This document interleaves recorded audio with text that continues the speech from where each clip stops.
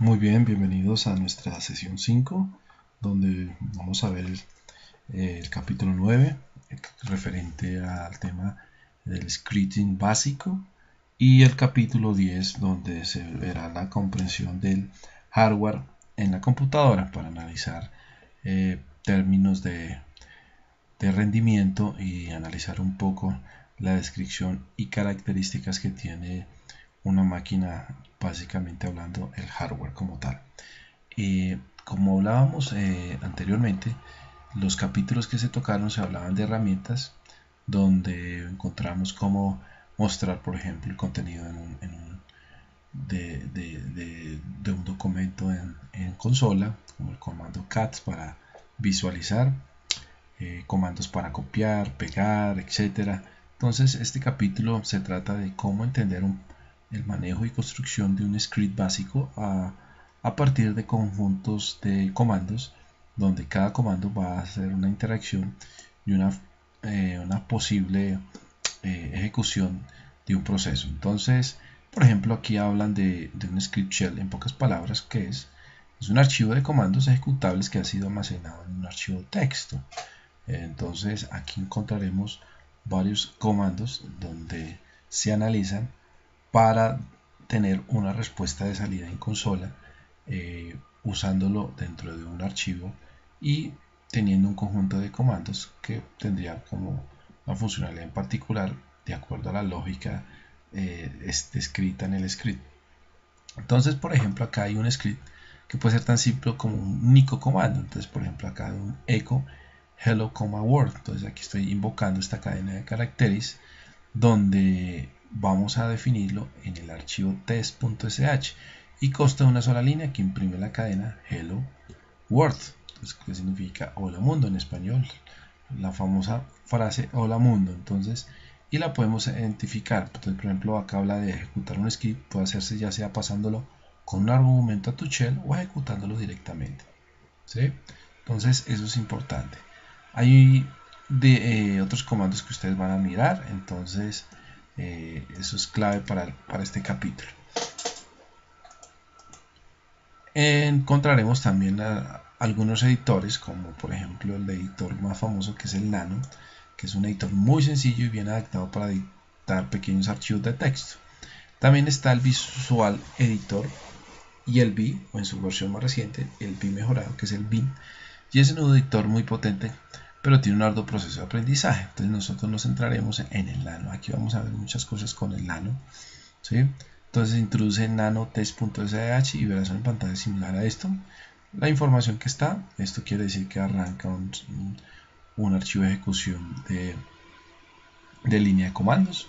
Entonces este capítulo se va a tocar un poquito de eso. Entonces que el scripting básico, las variables, o sea, lo que hay que tener en cuenta, si hay condiciones, temas condicionales y loops para que sea un ciclo repetitivo.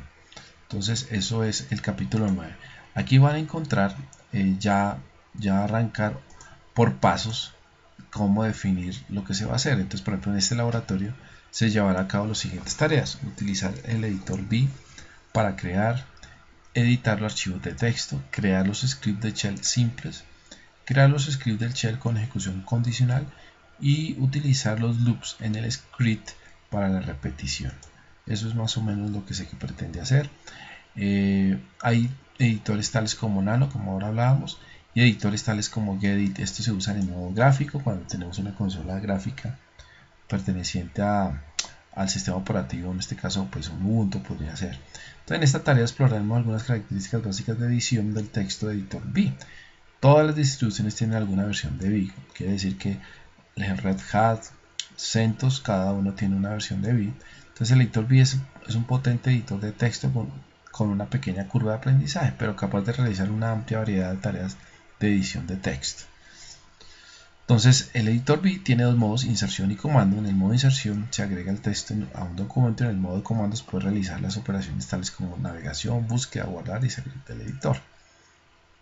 Entonces, por ejemplo, acá ya arrancarían ustedes con la consola. Entonces con el comando v my file, ya por ejemplo ya se creó el archivo. Entonces ahí después dice con escribir la letra I, entonces después dice welcome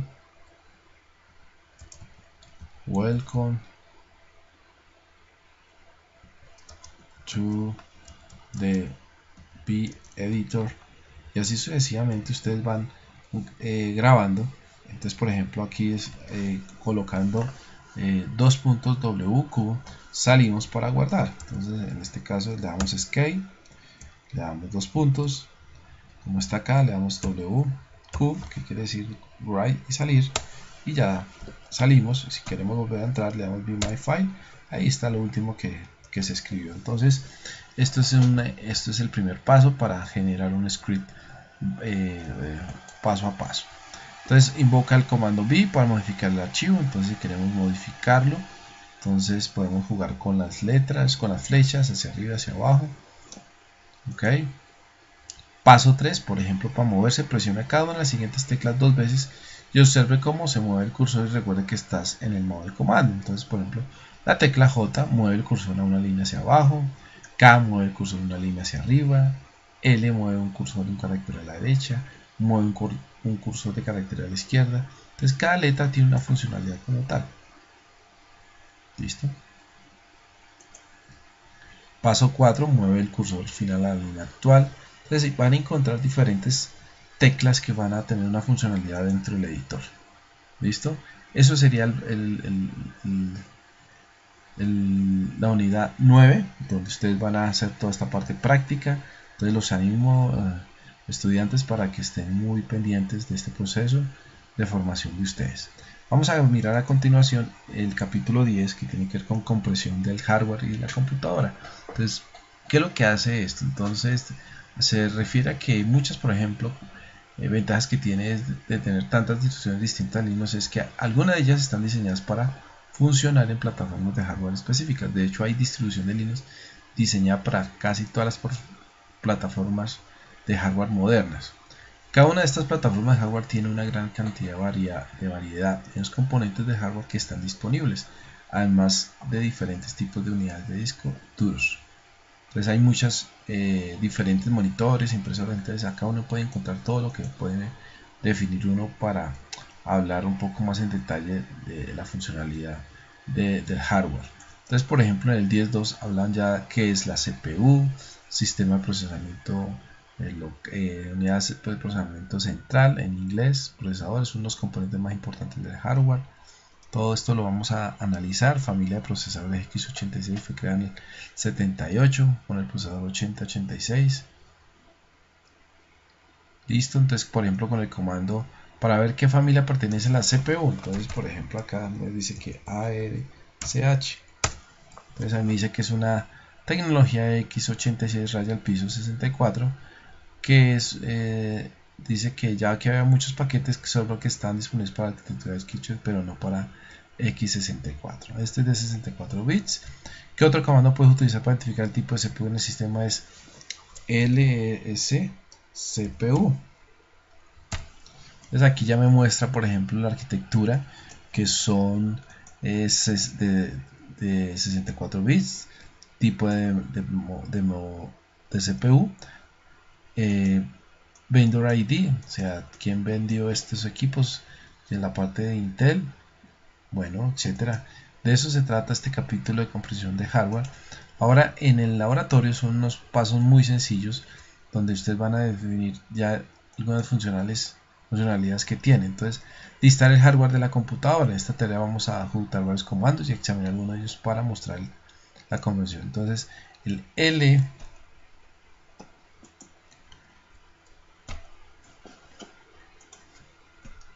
un segundo. lscpu. Muy bien, entonces por ejemplo es lo que debería salir, y en general pues van a tener varias respuestas sobre la máquina. Entonces por ejemplo visualiza el archivo prop/cpu info. Entonces queremos mirar un poquito la característica de lo que hay. Entonces por ejemplo le damos cat/pro/cpu info, CPU info. Entonces, si se dan cuenta, aquí ya me mostró las características del procesador y lo que ha pasado a su momento. Entonces dice que es una familia de las 6, es un Intel Xeon, seguramente tendrán varios núcleos, por ejemplo este tiene 4 núcleos. Entonces así sucesivamente van a encontrar cada paso para definir el laboratorio. Entonces, por ejemplo, aquí para conocer el tamaño de la RAM y el espacio de intercambio que está ocupado utilizando el comando free. Entonces queremos mirar un poco qué es lo que hay en memoria. -m, pues aquí me dice el total de memoria usada libre. La muestra de cantidad de memoria en megabytes, utiliza la opción -m. Entonces vamos a utilizar la opción -m para que me muestre en megabytes, que ya está. Cambiémoslo a gigas. Entonces, si se dan cuenta, aquí ya me hace como una especie de conversión de megas a gigas, ¿sí? Entonces aquí ustedes pueden analizar un poco ya características de hardware. Por ejemplo, queremos para ver qué dispositivos están conectados al bus del PCI. Entonces también podemos hacer este comando ls PCI. Entonces aquí están todos los controladores de dispositivos PCI conectados, ¿sí? Es muy importante para identificar dispositivos que no son compatibles con el kernel de Linux. Entonces es una buena oportunidad para que ustedes lo puedan manejar, puedan entender un poquito toda esta parte de virtualización, que para ustedes esto no tiene un costo adicional en términos del servicio que está montado acá. Entonces esto es un análisis muy importante para que ustedes lo puedan aprovechar desarrollando entonces este laboratorio paso a paso. Entonces ahí van a encontrar otras descripciones generales, por ejemplo, trata de enumerar los dispositivos USB conectados. Entonces, por ejemplo, quisiera ver cuáles son los conectados, LS USB. Dice no es capaz, dice que no tiene, entonces la salida, ya que no se detectan dispositivos USB. Entonces es importante que acá no los tiene. Entonces de eso es. Después miraremos el siguiente paso. Para que el hardware funcione, el kernel Linux normalmente carga controladores módulo, utiliza el comando lsmod para ver los módulos cargados actualmente. Muy bien, y ahora llegamos al paso 8. También van a mirar otros comandos como el fdisk, que se puede utilizar de dos maneras, de forma interactiva y no interactiva. Cuando utilice la opción "-l", entonces el comando listará de manera no interactiva los dispositivos de bloque, que incluyen los discos físicos y los volúmenes lógicos. Si la opción es "-l", el comando es fdisk. Entra en un modo interactivo que normalmente se utiliza para modificar las particiones en un dispositivo de disco. ¿Listo?